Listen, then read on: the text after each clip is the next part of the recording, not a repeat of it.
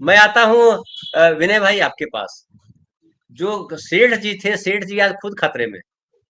और सुबह जो है संजीव भाई से भी बात हो रही थी, और लोग भी जो बात कर रहे हैं। कल हमने संदीप भाई भी बात की थी, आप सबने बात की थी कि अमेरिका अलग है, हिंदुस्तान की अदालत नहीं है, और न हिंदुस्तान की तरह जो है पॉलिटिशियन है या आम आदमी वहां हिंदुस्तान की तरह। अमेरिका अलग है, और अमेरिका में सेठ जी का नाम एक बार आ गया है तो सेठ जी तो गए हो। तो सेठ जी जब फंस गए हैं तो उसको तो बड़ा टेंशन होगा सेठ जी को। क्या सेठ जी योगदान कर पाएंगे, आपको लगता है विनय भाई? ये चुनाव में खरीद फरोख्त में जहां आप बात करें कि सेठ जी योगदान कर पाएंगे या ना नहीं कर पाएंगे, फंसने के बाद अडानी जी की ज्यादा मजबूरी है कि वो योगदान करें, चाहे अच्छा। उनकी कितनी भी गर्दन चप रहे। क्योंकि ये जो पॉलिटिकल इकोनॉमी है ना, जो अभी जो इकोनॉमी जो चलती है, इसमें क्रेडिबिलिटी बहुत इंपॉर्टेंट होता है, शेयर मार्केट में भी और करेंसी में भी। आप जब ग्रेट डिप्रेशन हुआ था तो बैंकों को बंद कर दिया गया था इसलिए क्योंकि वो क्रेडिबिलिटी बची रहे। अदरवाइज लोग बैंकों से पैसा निकालने लगते, सारा सिस्टम धड़ाम से गिर जाता। तो आडवाणी जी के देखिए शेयर अभी बढ़ रहे हैं, एक को हाँ, छोड़कर। आज बढ़े, आज शेयर बढ़े बिल्कुल। हाँ, तो ये जो बढ़े हैं ना, तो उनके पीछे जो लोग हैं वो उनका बहुत कुछ दाव पे लगा हुआ है। अगर ये वो फेस नहीं देंगे, रामायण में आपने देखा होगा कि जब आक्रमण होने वाला था तो रावण एक बहुत ऊंचे पर्वत पर जाकर के संगीत सुन रहा था, और उसकी जो कानों में कुंडल थी उसकी चमक से लोग परेशान थे कि क्या हो रहा है, रावण इतना क्यों मतलब संगीत में व्यस्त है। तो वो ये था कि जिसको माइंड गेम बोलते हैं, वो रावण माइंड गेम खेल रहा था कि वो आश्वस्त है अपनी शक्तियों को लेकर के, और शत्रु पे साइकोलॉजिकल प्रेशर करना पड़ा। यही खेल जो है अडानी जी को करना पड़ेगा, क्योंकि दोनों ही राज्यों में, महाराष्ट्र में और झारखंड में भी, दोनों ही जो है वो पॉलिटिकल इकोनॉमी के हिसाब से बहुत इंपॉर्टेंट है।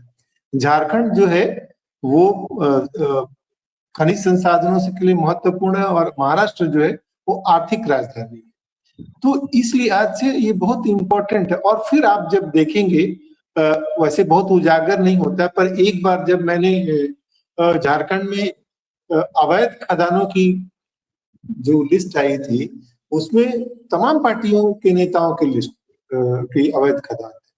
ये खबरें ज्यादा बाहर आती नहीं है, चाहे पोल्यूशन का मामला हो, झारखंड में अवैध कोयले की तस्करी का मामला हो, बालू खनन का मामला हो। तो देखिए, दो चीज होता है नेताओं में। एक नेता होते हैं जो नेता होते हैं पर उनको जिसको बोलते हैं गवर्नेंस नहीं उनके पास होता है, पॉलिटिकल एक्यूमेंट नहीं होता। बहुत सारे नेता बहुत महान होते हैं पर उनमें पॉलिटिकल एक्यूमेंट नहीं होने की वजह से उनको जो राजनीति में हासिल होना चाहिए वो नहीं हासिल होता है। तो जो हेमंत सोरेन है वो अभी गवर्नेंस सीख रहे हैं। उनकी खुशकिस्मती ये है कि उनके घर से एक ऐसी शख्सियत निकली है जिसको गवर्नेंस की समझ है और जिसकी एक इमेज की अपील है। मनीष भाई ने कहा ना कि सीता सोरेन जो है वो राष्ट्रीय पत्रकार को 4 घंटे बिठाने के बाद भी इंटरव्यू नहीं दी, और कल्पना सोरेन बहुत सहजता से उपलब्ध रही। ये फर्क जो है ना वो कॉन्फिडेंस का है। सीता सोरेन जिस पृष्ठभूमि से आती है, वो एमएलए इतने लंबे समय तक रहने के बाद भी वो उनकी पब्लिक डीलिंग का उनको कॉन्फिडेंस नहीं है, और उनको जो आदेश मिला होगा कि आप इंटरव्यू बिल्कुल ना दें क्योंकि आप खेल खराब कर सकते हैं। जबकि कल्पना सोरेन जो चीजों को दुरुस्त करने के हिसाब से उसने हेमंत सोरेन को बिल्कुल उसकी जिसको बोलते हैं इमेज मेकओवर ना एडवर्टीजमेंट में, तो उसने इमेज मेकओवर करके उसकी यूएसपी ही बिल्कुल शार्प कर दी। अब आप हेमंत सोरेन को देखते हैं वो बिल्कुल शिबू सोरेन की छवि में आते हैं। पूरे झारखंड में ऐसा कोई नेता नहीं है जो शिबू सोरेन के खिलाफ में कुछ बोले, क्योंकि उसका योगदान है झारखंड बनाने में। और ज्यादातर जो लोग जो बीजेपी में अभी जो नेता जो नई आमद है वो सब झारखंड आंदोलन की उपज है। हाँ, जो राजनीतिक महत्वाकांक्षाओं की वजह से वो अभी दूसरी पार्टियों में है, पर उनसे आप जब मिलेंगे तो कोई भी शिबू सोरेन के योगदान को नकार नहीं सकता। तो ये जो गवर्नेंस वो सीख रहे हैं और जो पॉलिटिकल उनकी जो अंडरस्टैंडिंग बढ़ रही है, ये एक बात है। पर जो पॉलिटिकल मशीनरी जिस हिसाब से चलती है, इलेक्टोरल फाइनेंसिंग जिस हिसाब से चलती है, इलेक्टोरल रिफॉर्म्स जो है, तो उसमें क्या है कि चुनाव जीत के भी पार्टियां शासन हार जाती है। ये जो कला है ना, ये कला अभी जो नए खिलाड़ी हैं राजनीति के, उनको सीखनी पड़ रही है और वो सीख रहे हैं। हेमंत सोरेन धीरे धीरे इसको सीख रहे हैं और उसमें उनके जो दूसरी बड़ी पार्टियां जो कांग्रेस के साथ उनकी जो निर्भरता वो इसीलिए है कि वो चुनाव तो जीत जाएंगे, पर वो जो शासन चलाने के लिए जो उनको जो चीजें चाहिए वो उनको कांग्रेस पे उसके लिए निर्भर है धनंजय जी। और झारखंड में पैसे का खेल हमेशा से बड़ा होता रहा। अच्छा। राज्यसभा के लिए पैसा जो है पहली बार झारखंड में ही आया और उसको आपको नरसिम्हा राव गवर्नमेंट की सरकार में जो 6 लोग आए उसके बाद तमाम केस चला। एक राज्यसभा एमपी ऐसे हुए जिनके ऊपर केस चला तो उन्होंने 20 ये में अपनी सदस्यता त्याग करके और टीएमसी से फिर राज्यसभा सदस्य हो गए। जी, बड़े उद्योगपति हैं और फिर उन्होंने दोनों ही छोड़ दिए। बिल्कुल बिल्कुल। हमारे 2 साथी लिख रहे हैं, एक तो ड्राइंग मेमोरीज कह रहे हैं कि धनंजय सर कल जो कुछ भी हो, लेकिन लड्डू 12:30 बजे के बाद ही बांटे जाएंगे। जलेबी का बड़ा नुकसान हो गया था पिछली बार।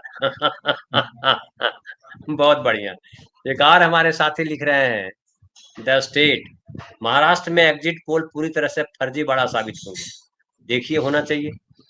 हमारे एक और साथी लिख रहे हैं, अंश कुमार, अडानी के शेयर का भाव बढ़ना भी एक संयोजित, मतलब ये कहना चाह रहे हैं कि प्लान्ड है। सुरेंद्र त्रिपाठी जी का, जी हाँ, कुछ बोल रहे हैं। वही बात हम लोग कह रहे हैं कि जो जो जो स्टेक है ना वो पॉलिटिक्स में इकोनॉमी का वो बहुत बढ़ गया है और जो शेयर मार्केट में जो चढ़ते उतरते हैं उसमें जो पार्टियों में जो पैसा लगा हुआ उसके हिसाब से भी वो चीजें चढ़ती और गिरती है। और इसीलिए देखिए कि पॉलिटिकल पार्टियां ये दलील देने लगी है कि देखिए हमारी पार्टी आई और सेंसेक्स बढ़ गया, मतलब जो है हमारे ऊपर जो है अर्थव्यवस्था का विश्वास है, हम अच्छा कर रहे हैं।